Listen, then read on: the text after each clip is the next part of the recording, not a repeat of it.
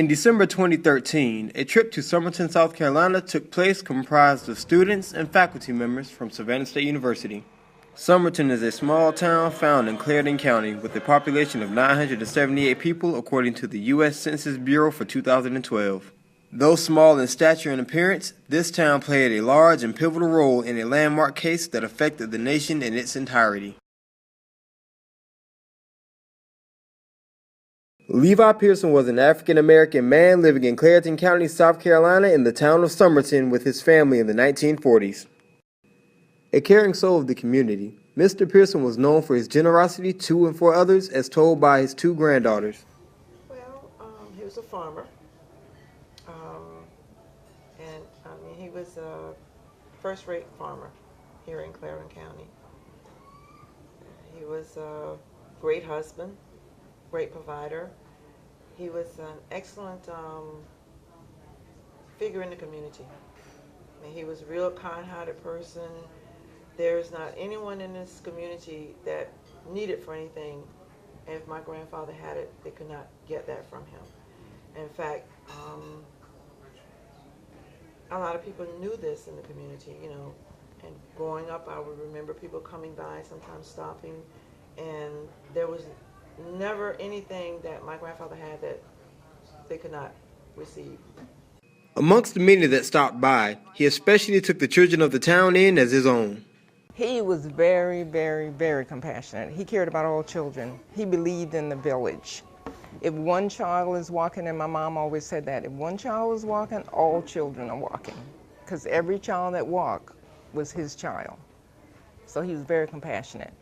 So compassionate that he will fight for all the children of the community to have equal rights to proper schooling facilities, equipment, and transportation.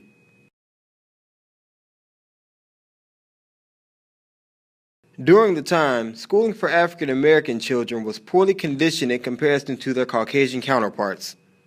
We don't want antiquated old books. We want good books. We want the same books that you have the white kids with. This and other inequalities, such as bus transportation to and from school, plagued the children of the African American community who sometimes had to walk over 10 miles to and from school just for an education. Yeah, the conditions were, very tough, and I think my grandfather, and they had purchased, a truck? Yeah. Yeah, and to help, transport the kids in the community to school because of them having to walk so far, and then, in the winter, and the conditions that they were having to endure. And I think from there... The old bus. They purchased an old bus. People in the community got together. Again, the community. Purchased a bus, but it was old and it kept breaking down, and I guess they helped contribute to put gas in the bus, but...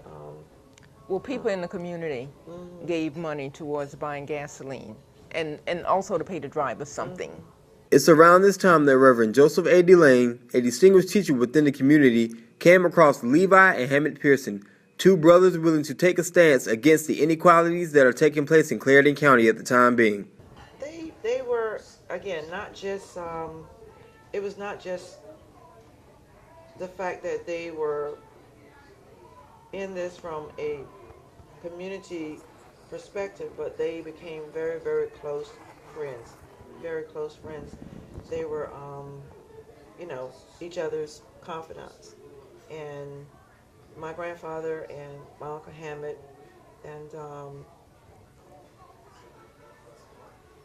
Reverend Delane, they established this really, really good friendship. It was a real tight bond between them. And I believe when Reverend Delane needed someone to sign, our grandfather was the first person he approached.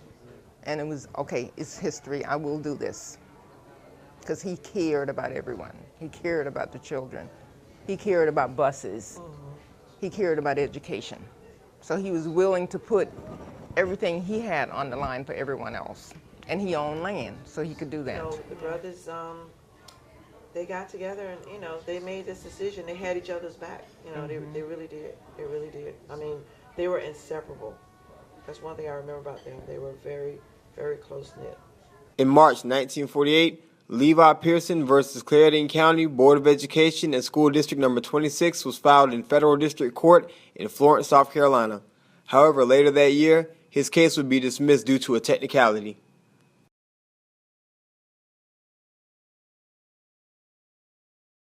In 1949, Reverend Delane, the Pearson brothers, and others from the community took a trip down to Columbia, South Carolina to meet with Thurgood Marshall. It was at this point that the trial became Briggs versus Elliott.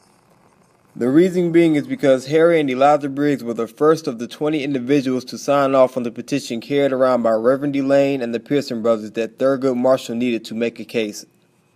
The signing of the petition took place at the Briggs' home, where it was done in secrecy.